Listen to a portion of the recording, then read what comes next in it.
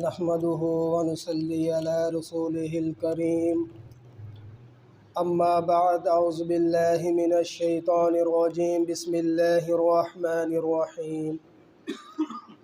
9ویں پارے میں اللہ تعالیٰ نے اس بات کا ذکر کیا کہ ہم نے جس قوم کی طرف نبی بھیجے انہوں نے توحید کا پیغام سنایا، لیکن ان کی قوم والوں نے بات ماننے کے بجائے ان کو الٹا تنگ کیا، پریشان کیا۔ پھر رب العالمین کو غصہ آیا، رب العالمین نے خوشحالی کے بجائے بدحال کر دیا، ان کی طرف عذابات بھیج دیے۔ اور پھر اللہ تعالیٰ نے فرمایا اگر یہ توحید کو مان لیتے، اپنے نبی کی بات کو مان لیتے تو ہم زمین و آسمان میں زمین سے بھی اور آسمان سے بھی ان کے لیے برکتیں نازل کر دیتے، لیکن انہوں نے الٹا ان کو نبیوں کو تنگ کیا، پریشان کیا، تو ہم نے ان کی طرف عذابات بھیج دیے۔ آگے سورہ اعراف کے آخر میں اللہ تعالیٰ نے حکم دیا کہ جو کوئی بھی قرآن مجید کی تلاوت کرے، جو کوئی اس کے پاس بیٹھا ہو وہ خاموشی سے اس کی تلاوت سنے، نہ کہ جو اس کے پاس کوئی بیٹھا ہو شور مچائے یا کوئی بات چیت کرے۔ قرآن مجید کی کوئی تلاوت کرے تو اسے خاموشی کے ساتھ سنے۔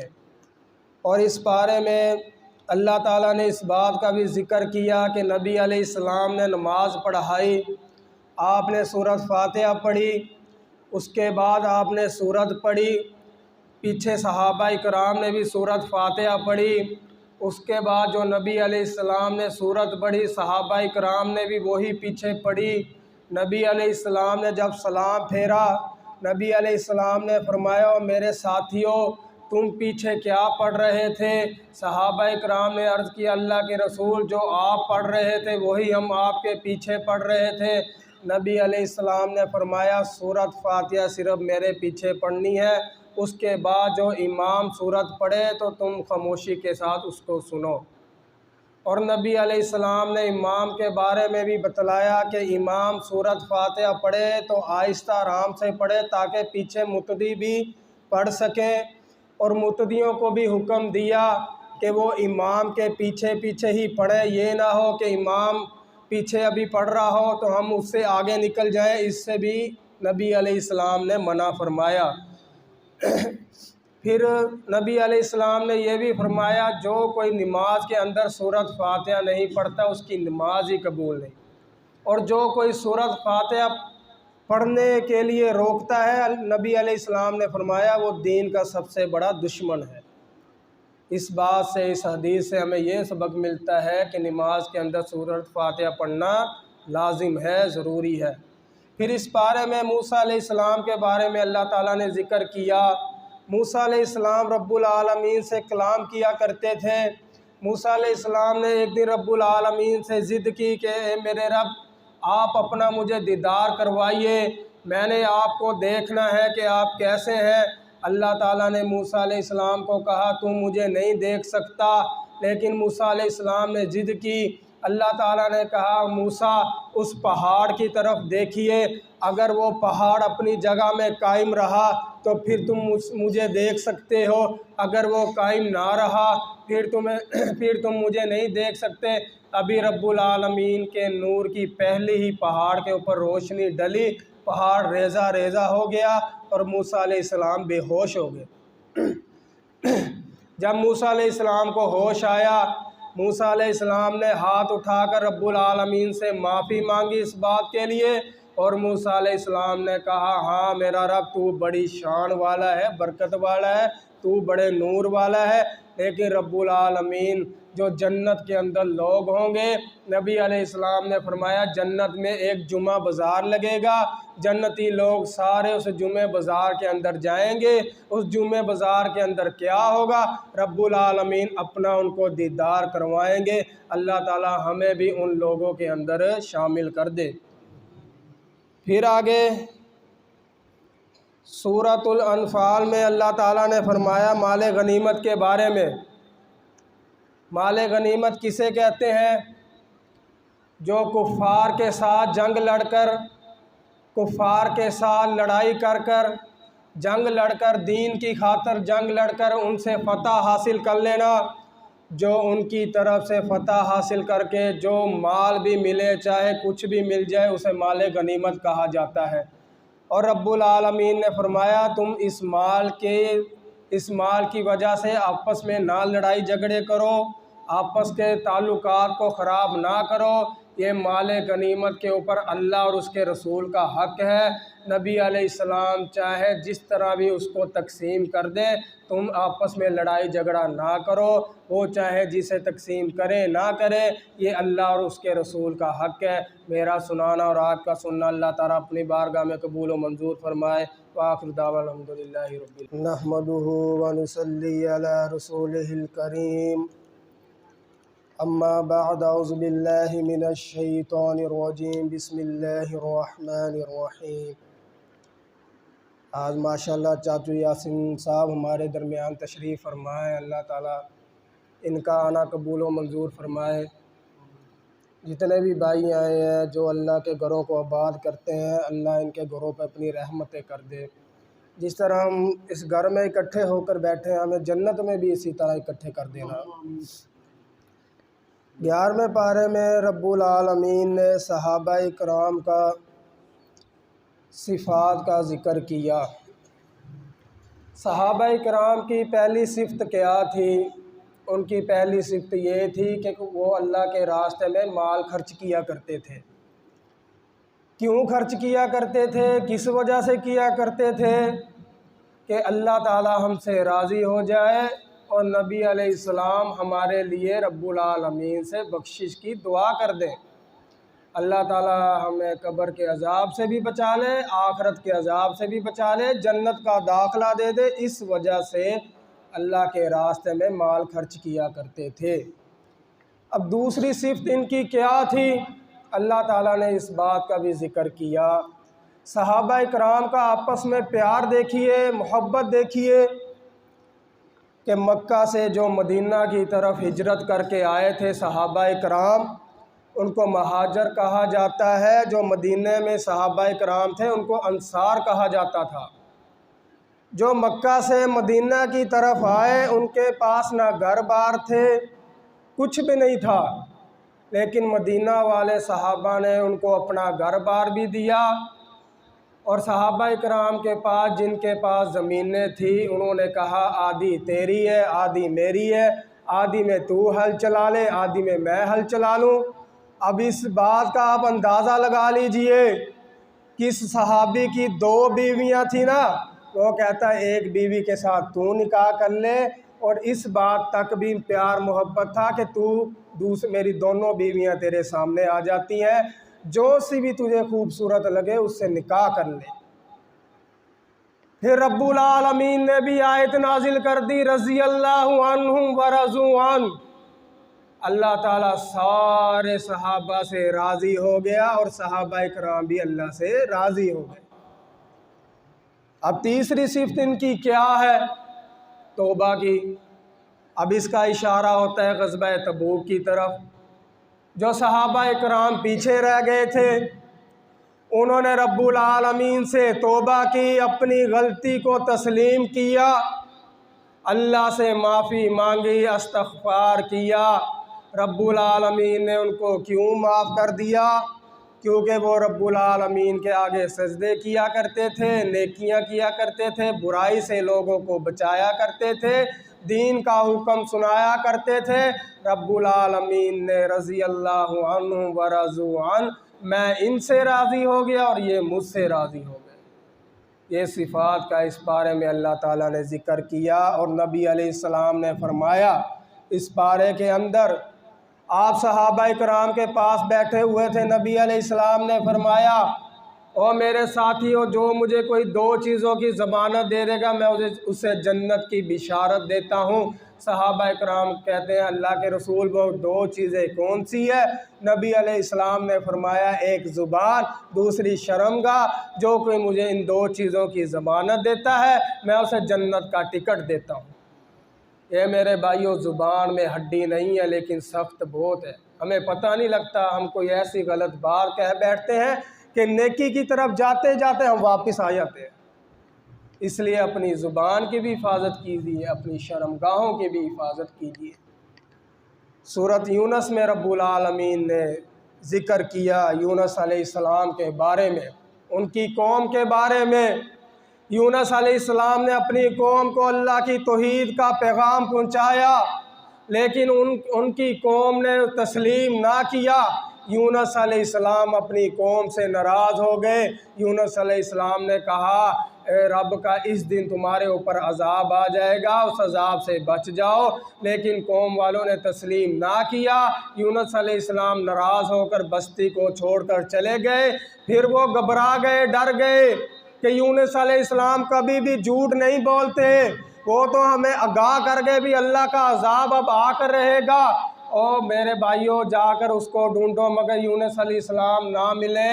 پھر اس دن جس دن کا یونس علیہ السلام نے فرمایا تھا، اس دن اللہ کا عذاب آنا شروع ہو گیا، ہر طرف اندھیرا ہی چھا گیا، دھواں ہی دھواں ہو گیا۔ ساری قوم والے اپنے بیوی بچوں کو، مویشیوں کو پھٹے پرانے کپڑے پہن کر میدان میں لے گئے، رب العالمین سے استغفار کیا، دعا کی، اللہ سے معافیاں مانگی۔ اللہ تعالیٰ نے اس پارے میں بیان کر دیا ہم نے جس قوم پہ عذاب بھیجا کبھی واپس نہیں کیا، لیکن یہ یونس علیہ السلام کی واحد قوم وہ ہے ہم نے عذاب بھیج کر اس کو واپس لیا۔ کیوں لیا؟ کیونکہ انہوں نے استغفار کر لیا، دین پر وہ قائم ہو گئے۔ اب یونس علیہ السلام تھے دوسری بستی کی طرف، اپنی بستی سے کوئی آدمی آتا یا کوئی گزرتا، اس سے پوچھتے وہ بستی والوں کا کیا حال ہوا؟ وہ کہتے کہ وہ تو بالکل ٹھیک ہے۔ اب اس بات پہ ایک بات تو بنتی ہے کہ کسی بھی نبی کو غیب کا علم نہیں تھا۔ اگر ان کو غیب کا علم ہوتا تو پتہ چل جاتا کہ عذاب آیا اور واپس ہو گیا۔ اب یونس علیہ السلام کہتے کہ قوم والے تو مجھے جھوٹا کہیں گے، یہ اس نے جھوٹ بولا تھا، عذاب تو آیا ہی نہیں، یہ مجھے تو قتل کر دیں گے۔ یونس علیہ السلام کشتی میں سوار ہو گئے، دوسرے ملک کی طرف جانے لگے۔ سمندر کے درمیان میں کشتی جب آئی، کشتی ہلنے لگی۔ اب اس قوم میں ایک بات جو تھی نا وہ بڑی مشہور تھی کہ اگر کشتی ہلنے لگ جائے وہ کسی قوم سے بھاگا ہوا ہے یا کوئی غلام بھاگا ہوا ہے۔ انہوں نے اب کشتی والوں نے کہا کہ کوئی بندہ اپنی قوم سے ناراض ہو کر آیا ہے، وہ خود ہی اٹھ کر اپنا سمندر میں چھلانگ لگا دے، لیکن کوئی بھی نہ اٹھا۔ انہوں نے قرآن اندازی کی، پرچیاں ڈالی، جب نام نکلا تو یونس علیہ السلام کا نکلا۔ وہ حیران ہو گئے کہ یونس علیہ السلام تو نہیں لگتے۔ پھر انہوں نے پرچیاں ڈالی، پھر تیسری مرتبہ پرچیاں ڈالی، نام یونس علیہ السلام کا ہی نکلا۔ یونس علیہ السلام نے سمندر میں خود ہی چھلانگ لگا دی۔ اللہ تعالیٰ نے مچھلی کو حکم دے دیا میرے نبی کو اپنے اندر لے جا، اپنے اندر نگل لیا۔ وہ کال کوٹری جو اندھیرے کا گھر تھا، یونس علیہ السلام نے مچھلی کے پیٹ میں اللہ کا ذکر کیا، استغفار کیا۔ اللہ تعالیٰ نے قرآن میں نازل کر دیا یونس علیہ السلام اگر ہمیں مچھلی کے پیٹ میں یاد نہ کرتے تا قیامت تک مچھلی کے پیٹ میں ہی رہنا پڑتا۔ پھر سمندر کے کنارے میں مچھلی نے پھینکا، پھر آپ کمزور تھے، پھر آپ کو اللہ تعالیٰ نے طاقت دی، آپ قوم کی طرف گئے۔ ان باتوں کا اس کے اندر اللہ تعالیٰ نے ذکر کیا۔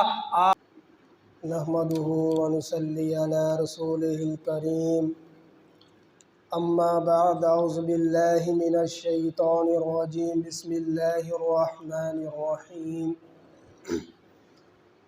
12ویں پارے میں اللہ تعالیٰ نے ہود علیہ السلام کا ذکر کیا۔ ہود علیہ السلام کو ہم نے قوم عاد کی طرف بھیجا۔ یہ وہی لوگ تھے جن کے قد اتنے بڑے بڑے تھے، ان کی طاقتیں اتنی زیادہ تھیں اور یہ پہاڑوں پر رہتے تھے۔ ہود علیہ السلام نے ان کو توحید کا حکم دیا، پیغام سنایا کہ اللہ تعالیٰ ایک ہے، اس کی طرف آ جاؤ۔ لیکن قوم والوں نے ہود علیہ السلام کی بات کو نہ مانا، بلکہ الٹا یہ کہا کہ ہم حق پر ہیں اور تو جھوٹ پر ہے، تو ایسے کر کہ تو ہمارے ساتھ مل جا، جو ہمارے یہ بت ہیں ہم ان کی پوجا کرتے ہیں، تو بھی ہمارے ساتھ پوجا کر اور صحیح راستے میں آ جا۔ ہود علیہ السلام نے فرمایا نہیں، اللہ کے سوا اور کوئی بھی عبادت کے لائق نہیں، اس کے سوا کوئی دینے والا نہیں۔ لیکن قوم والوں نے کہا ایسا لگتا ہے کہ تو نے ہمارے کسی بت کو ناراض کر لیا ہے، اس کا کوئی جادو تیرے اوپر چل گیا، تیرا دماغ لگتا پھر گیا ہے۔ لیکن ہود علیہ السلام نے فرمایا میرا کام تھا، میرا حق تھا کہ توحید کا پیغام تمہارے تک پہنچانا، وہ میں نے پہنچا دیا۔ اب یہ تمہارے اوپر ہے کہ تم دین پر ایمان لاؤ یا نہ لاؤ، میں نے اپنا حق ادا کر دیا۔ ہود علیہ السلام نے فرمایا اگر تم ایمان نہ لائے تو تمہارے اوپر اللہ تعالیٰ عذاب بھیج دیں گے۔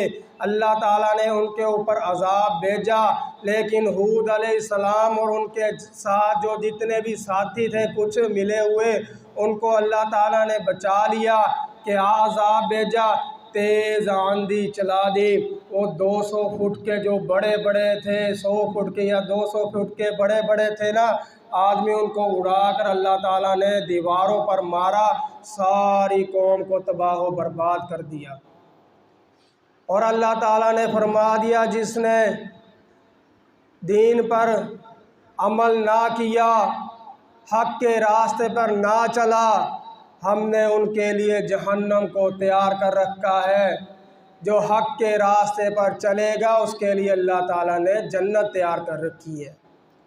اور پھر اس پارے کے اندر نبی علیہ السلام کی حدیث ہے، صحابہ کرام کے ساتھ نبی علیہ السلام بیٹھے تھے، نبی علیہ السلام نے فرمایا او میرے ساتھیو، ایک آدمی مکھی کی وجہ سے جنت میں چلا گیا اور دوسرا آدمی مکھی کی وجہ سے جہنم میں چلا گیا۔ صحابہ عرض کرتے ہیں اللہ کے رسول وہ کیسے؟ نبی علیہ السلام نے فرمایا 2 آدمیوں کا ایک بستی سے گزر ہوا، وہاں ایک دربار تھا، اس کے اندر ایک بت تھا، وہاں کے لوگ یہ تھے کہ اگر یہاں سے کوئی مسافر گزرے گا ہمارے بت کے نام کے کوئی نظر و نیاز ڈالے گا تو ہم گزرنے دیں گے۔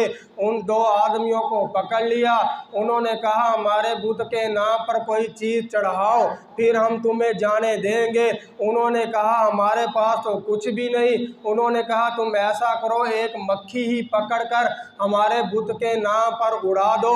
اب ایک جو آدمی تھا اس نے کہا ایک مکھی کی کیا بات ہے، اس نے ایک مکھی پکڑی ماری اور اس کے نام کی نظر و نیاز دے دی، اور نبی علیہ السلام نے فرمایا وہ جہنم میں چلا گیا۔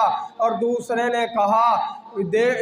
نے کہا یہ مکھی بھی میں کسی اور کے نام کی چڑھانا گوارا نہیں سمجھتا، اس کو قتل کر دیا، شہید کر دیا۔ نبی علیہ السلام نے فرمایا وہ جنت میں چلا گیا۔ اس حدیث سے ہمیں یہ سبق ملتا ہے، دیکھو تو دور کی بات، پیسے تو دور کی بات، ایک مکھی بھی کسی کے نام کی نظر و نیاز دینا منع ہے۔ نظر و نیاز دینی ہے تو اللہ کے نام کی دینی ہے، دیگے چڑھانی ہے تو اللہ کے نام کی چڑھانی ہے، زکوٰۃ صدقات دینے ہیں تو اللہ کے نام کے دینے ہیں۔ اور آگے اس پارے میں اللہ تعالیٰ نے اس بات کا بھی ذکر فرمایا جو سجدے کے درمیان کی دعا، نبی علیہ السلام نے فرمایا جو کوئی 2 سجدے کے درمیان کی دعا کو نہیں پڑھتا اللہ تعالیٰ سمجھتے ہیں کہ اس نے ایک سجدہ کیا۔ وہ دعا کون سی؟ اللہم اغفر لی ورحمنی واجبرنی ورفعنی واہدنی وعافنی وارزقنی۔ نبی علیہ السلام نے فرمایا 2 سجدوں کے درمیان کی دعا پڑھنا لازم ہے، جس نے 2 سجدوں کے درمیان کی دعا نہ پڑھی اس رب العالمین سمجھتے ہیں اس نے ایک سجدہ کیا۔ میرا سنانا اور آپ کا سننا اللہ تعالیٰ اپنی بارگاہ میں قبول و منظور فرمائے۔ وآخر دعوانا الحمدللہ۔